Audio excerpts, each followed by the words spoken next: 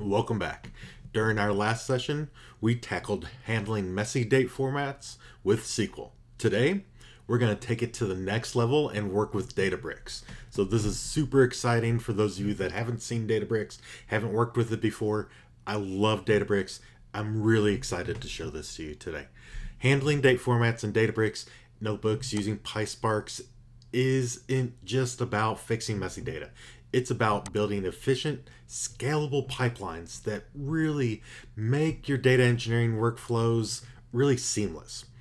What we're going to cover today: how to parse and transform date formats using PySpark within Databricks, dealing with tricky situations like Unix Epoch Time, just like we did last time, and text-based dates such as October 25th. Finally, we're going to cover some best practices and keeping your Databricks notebooks clean and error-free, and how to use them in a way that makes testing really easy. Stick around to the end, and I'm going to give you a special bonus. I'm going to show you how to fix dates stored as integers like Excel serial dates. Let's dive in. Okay, let's start with a little bit of housekeeping. Databricks is great for managing data, really big data. You're going to get some different formats sometimes as you're importing data, as you're ingesting data, and you're using Databricks as your ETL tool.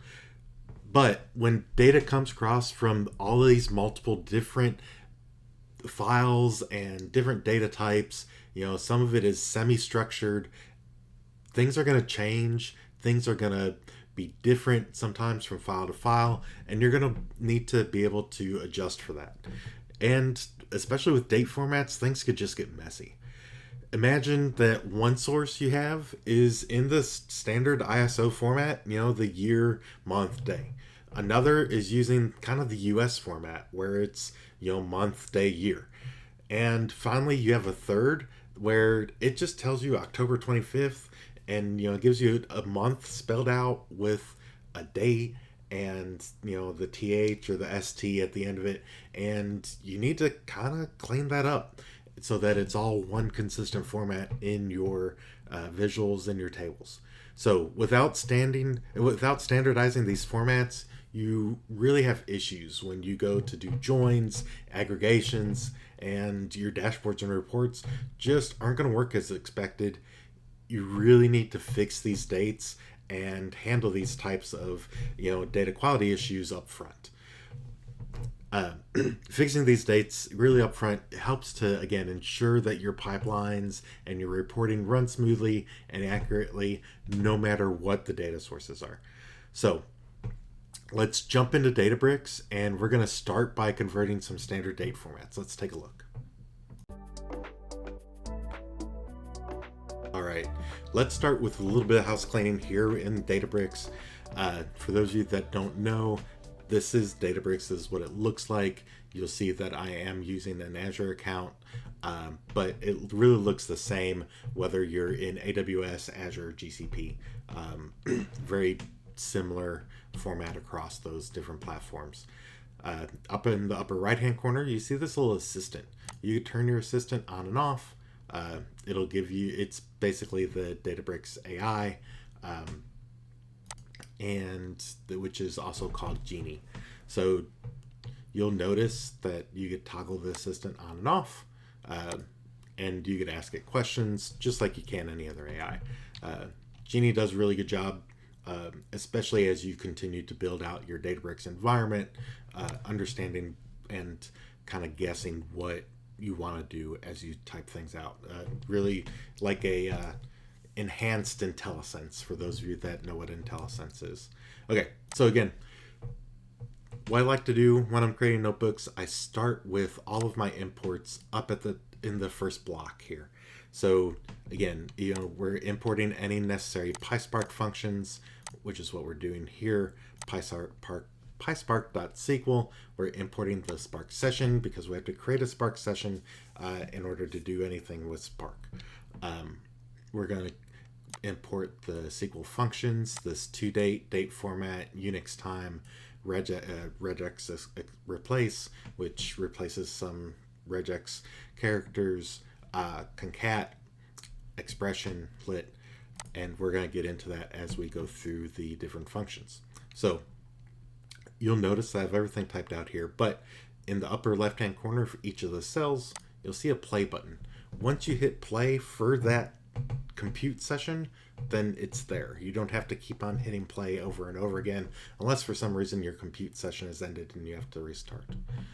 So basically what I did is I have imported these libraries, these functions into the current compute. So we're good there now. Now let's load our Spark. There's our SparkSession now. Our SparkSession is now created. So it's as simple as that, very quick. So basically what this is doing here, it's building a SparkSession. We're naming it date formatting in PySpark, and we're saying get or create. So basically we are creating a new SparkSession called date formatting in PySpark. So we're going to start off with the US base type dates, right? 12, 26, 24.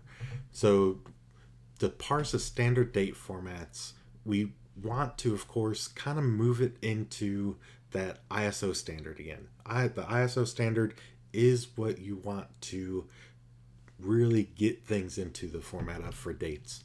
So again, we're going to start with this 12, 26, 24. We're going to say spark.create dataframe, data1, raw date.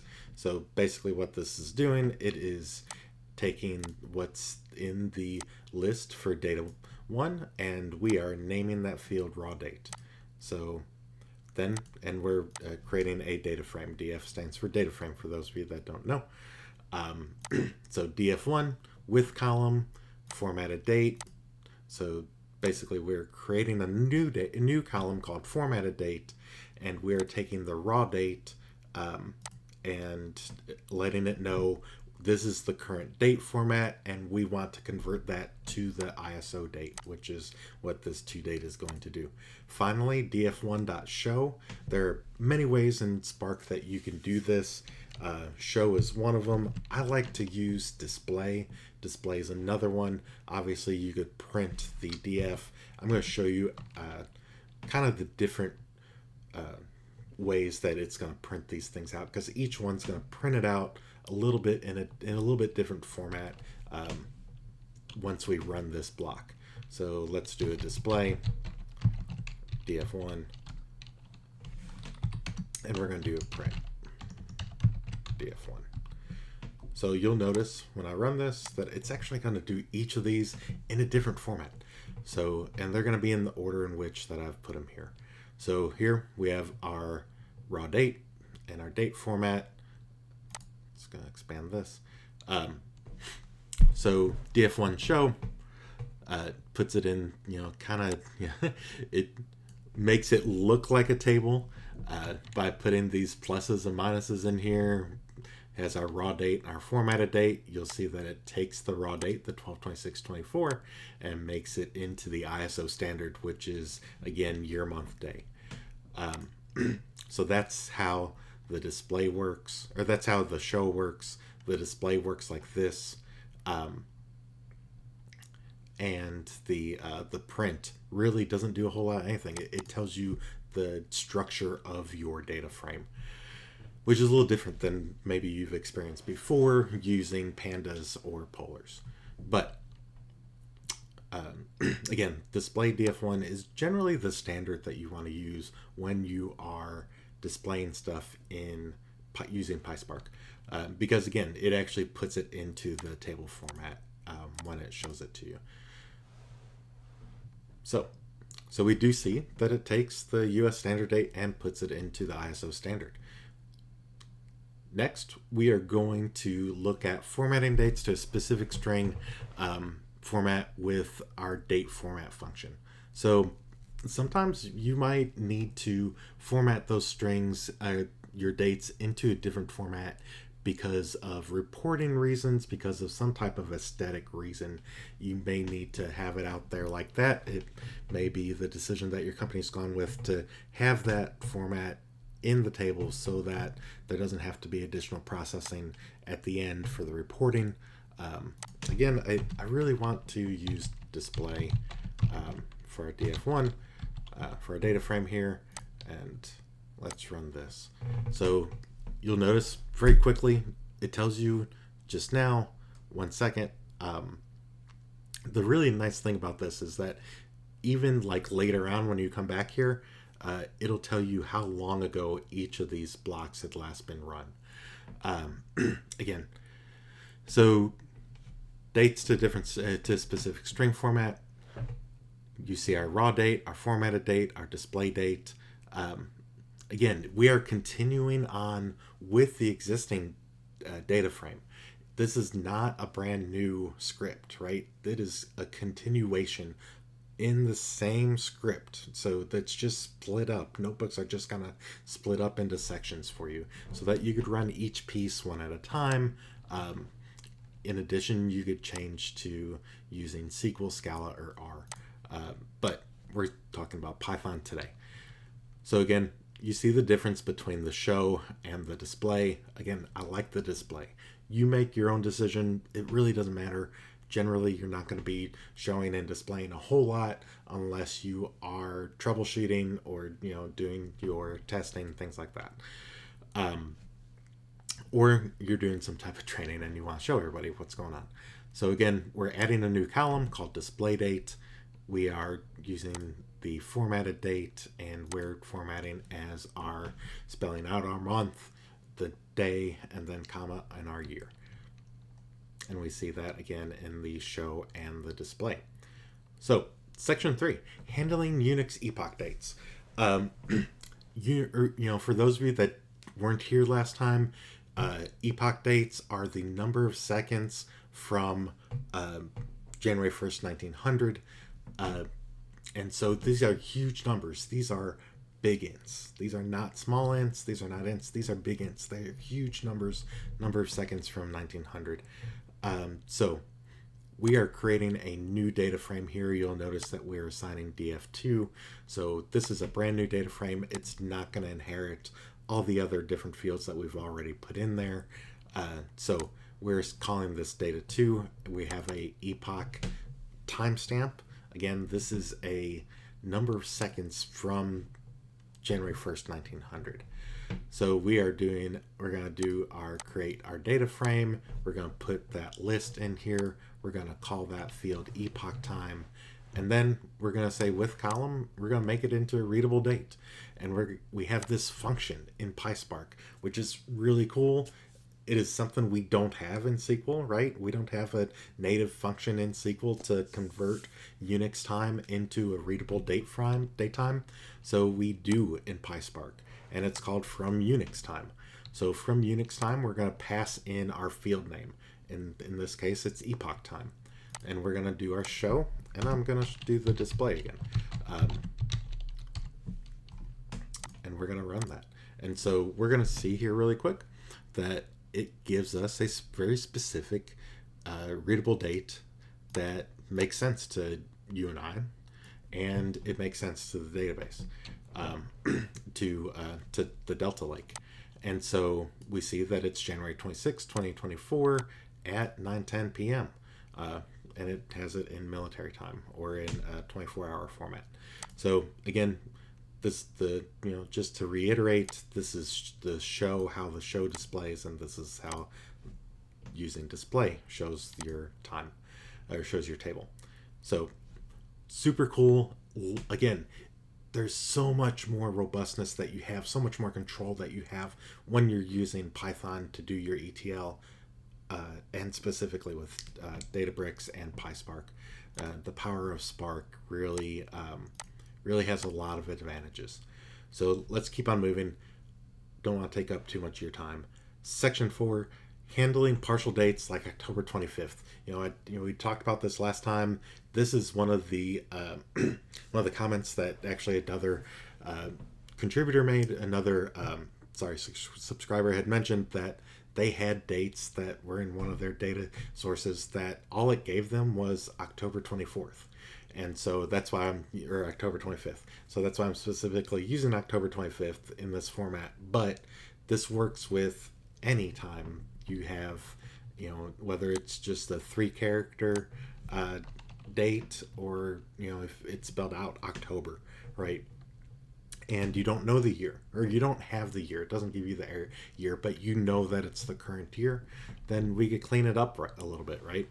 So that's what we're going to do here. We're adding that data to our data frame, and again, we're creating a brand new data frame here because we don't want to muddy the waters with our previous data.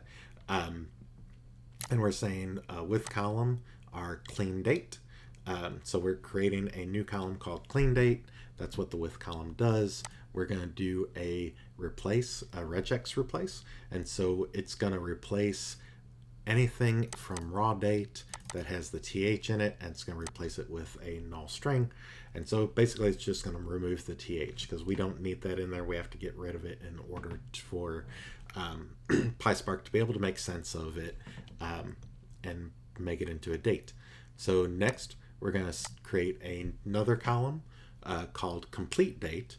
And so we're going to concatenate our clean date where we've removed the th strings, and we're going to add in a space and 2024.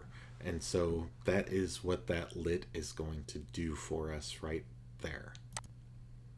And for those of you that don't know, lit just stands for literal. So it's going to actually add this literal string, space 2024, to our clean dates. So that we have a year on there, so that we could make sense in it in this next step. With it, which again, we're creating another new column called parse date, where we are converting our completed date that is in our 3-character month, 2-character day, 4-character year, and converting it into a ISO standard date. And again, we're going to do our df.show, and we're going to do our display df3. You'll notice that this time the Genie anticipated that that's what we wanted to put in there, and I just hit tab to do the autocomplete, which is really cool. Again, we're going to run this, and we are going to see that we have our October 25th, which is the original string, October 25 without the th, which is our regex replacement. And then we have the October 25, 2024, which is where we've added that literal string of 2024 at the end of it. And then finally, we have our parse date as our ISO standard. Again, this is the ISO standard. It is ultimately what you want to get to, whether that be a date and time, or whether it just be the date.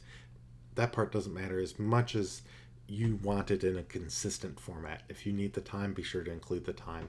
But parse date, you need it in that ISO standard. Keeping in mind that ISO standard is going to be the 24-hour format as well. And just to reiterate, this is the show, this is the display, and let's move on. Finally, we have our section 5, converting Excel serial dates. These serial dates will still continue to be pervasive throughout. You're going to see these because Excel is going to convert that into this Excel serial format, and people are going to save them as CSVs, and then they're going to give you a CSV to import, or they're going to dump that CSV somewhere where you're going to ingest it from, and it's going to be in this format. It's just going to happen. And sometimes you may get a file that sometimes some fields are in, some records are in this format, and some records are in one of these other formats, and you're going to have to be able to clean those, and this is a great way to do that. Okay, so data for, again, 45,000 is, we know that that's a Excel serial date. So we're using that data for, again, we're creating a new data frame, just df4. We are calling this field serial date. Again, makes sense. Try to make your fields make sense as you create fields. And we are creating a new field called Excel date, and we have this expression, right? Now, this is important. So we are doing a date add 1/1/1900 plus the serial date as int. And so we have to cast the serial date -2 as int, because when you do serial date -2, it wants to, PySpark understands that as a big int. However, it needs to be a int in order to format it. So we're going to run this, and we will see that 45,000 is 3/15/2023. So just to add in an explanation here. So we have to take the serial date -2 here because Excel, the Excel serial dates are the number of days from actually like 00/1900. And so we have to subtract 2 in order to get the date right here. And so in order to get that right, we have to do the -2. We have to cast that as int again, because otherwise this comes up as a big int instead of regular int. And just to show you that there is a discrepancy here between the two, we'll do one without the -2, and then I'll flip over to Excel and show you and confirm for you that 45,000 is in fact March 15th, 2023. And so we're going to run this again. I ran a second ago, but oops, I canceled it. So I ran it, and let's do my display again.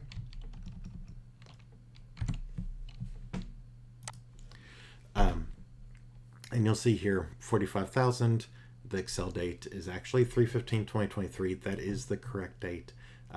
Without the -2, we do get 3/17/2023, which is not correct.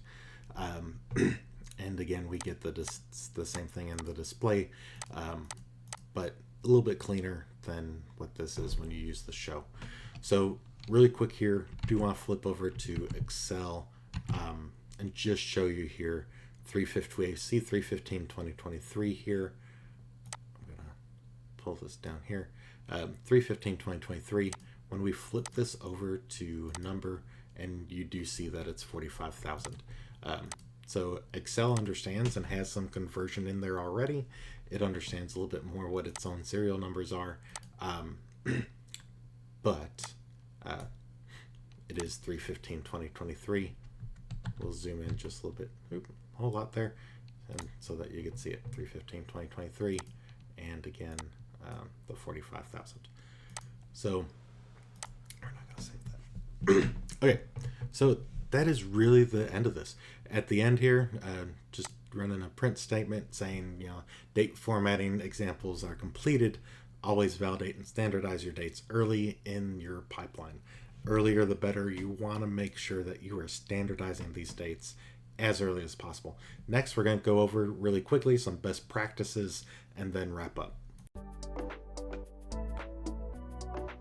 All right, let's cover a few of the best practices. We touched on these last time during our SQL version of this same video. Wanted to do the Databricks one for you as well. But anyways, best practices.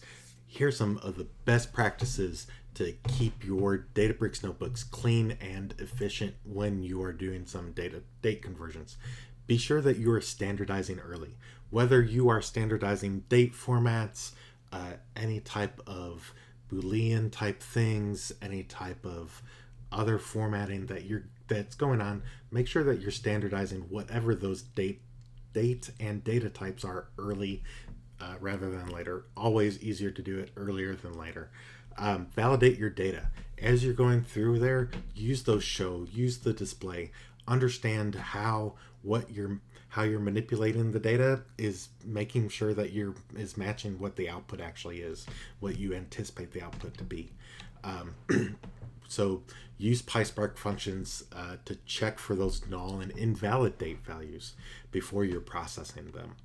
Document your assumptions. Make sure that you are documenting things. You saw in some of the notebooks that we were looking at tonight that you could see the documentation in there. You could add additional documentation. You could add additional markup blocks so that you could explain things. Be sure that you're using documentation. Make it clear as to what your assumptions are and how you're handling things like partial or missing dates. Test for edge cases. This is my final piece here. Test for edge cases. Account for leap years, ambiguous formats, and those text-based dates that are going to come up. They're going to come up. Tell me a little bit down in the comments what is the messiest date format that you've come across? There's definitely some other date formats out there where you have a date and time. Sometimes instead of there being a space between the date and the time, there's just a plus, say a plus symbol or some other symbol in between. And sometimes to do like the time zone at the very end, there will be plus 00, GMT, or there will be just the name of the time zone. It might just be like etc at the end. So there are plenty of different types of date formats that you're going to run across, and you're going to have to be able to see those, try to anticipate that that's going to show up, and account for those within your scripting.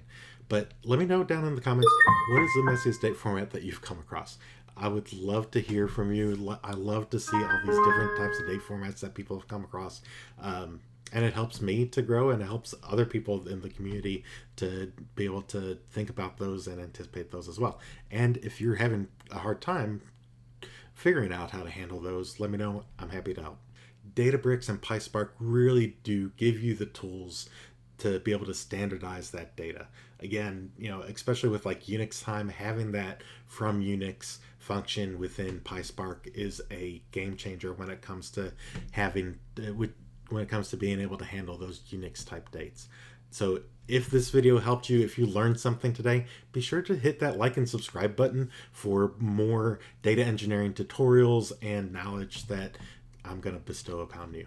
I will talk to you again soon, and be sure to show up for our Friday night live sessions at 10 p.m. on Friday nights. Thank you, and have a great week.